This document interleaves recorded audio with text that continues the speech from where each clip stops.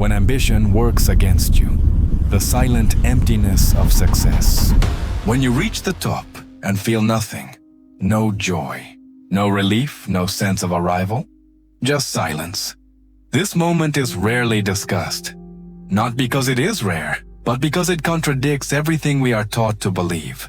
We are told that ambition leads to fulfillment, that effort guarantees meaning, that success completes the story. But what happens when it doesn't? What happens when the prize you fought for feels meaningless in your hands? What happens when ambition works against you? From an early age, we are trained to postpone happiness. When I graduate, then I'll be happy. When I get promoted, then I'll feel complete. When I reach financial freedom, then I'll finally rest. Life becomes a sequence of checkpoints, each one promising emotional resolution. But arrival is an illusion because the finish line is not a place. It's a mirage that moves with you. Psychologists call this the hedonic treadmill. No matter how much you achieve, your baseline level of happiness returns to where it started. The promotion brings excitement for weeks, maybe months. Then it normalizes. The luxury car becomes just a car. The dream house becomes just a house. Ambition is not designed to stop, it moves the horizon forward the moment you approach it.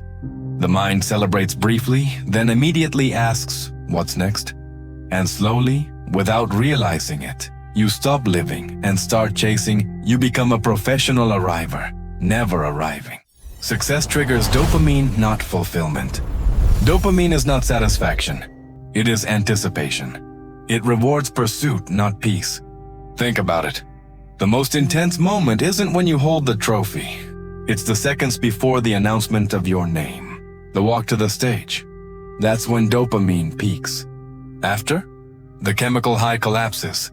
This is why victories feel intense and short-lived. The brain was never meant to rest at the summit.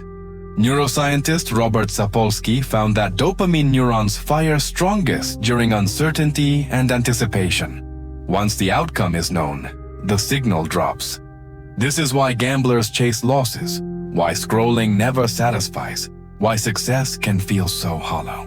For many, success becomes chemically indistinguishable from addiction. The next goal replaces the last. The high fades faster each time you need bigger wins to feel the same rush. The 10K felt impossible, then normal. Then you needed 100K, then a million. And when the stimulation disappears, something unsettling remains: emptiness. Not because you failed, but because dopamine was never designed to deliver lasting peace. Ambition often begins as self-expression, but over time, it quietly transforms into self-measurement. You start creating for yourself, you end performing for others. Applause becomes orientation, recognition becomes direction. You stop asking, what moves me? And start asking, what will be admired? Social systems reward performance, not coherence; visibility, not alignment. The entrepreneur builds a company they no longer believe in because investors expect growth. The artist creates work that feels foreign because algorithms favor it. The professional climbs a ladder, then realizes it's leaning against the wrong wall. And slowly, your identity becomes externalized. You are no longer living. You are being evaluated. Philosopher Søren Kierkegaard warned about this in the 19th century. When you live for others' approval, you lose the subjective truth, the internal compass that makes life yours. You wake up one day and realize the person everyone admires is not who you are, it's who you performed into existence. And the loneliest feeling in the world is being praised for someone you're not. This is where the fracture begins. You achieved what you were supposed to achieve: the job, the body, the relationship, the recognition. Yet your emotional reality refuses to comply. I should be happy. This sentence becomes a psychological trap. When expectation and emotion collide, the mind experiences cognitive dissonance, a conflict between belief and feeling. Leon Festinger, who developed the theory, showed that humans will do almost anything to resolve this discomfort. But here's the problem. Instead of questioning the belief, most people question themselves. Maybe I'm broken, maybe I'm ungrateful. Maybe I don't deserve this. They feel ashamed for not feeling what they're supposed to feel. So they double down, work harder, achieve more, hoping the next milestone will finally deliver the emotions the last one didn't. But you can't solve an internal problem with an external solution. The emptiness is not a defect, it is information. It's your psyche telling you, this path was built on someone else's blueprint. Ambition becomes destructive when it is used to escape oneself. When goals replace meaning. When movement replaces presence, when success becomes identity. The problem is not ambition. The problem is unconscious ambition. Ambition without internal anchoring will always demand more and give less. It keeps you busy enough to avoid asking the only question that matters. Why am I really doing this? Is it because it aligns with who I am?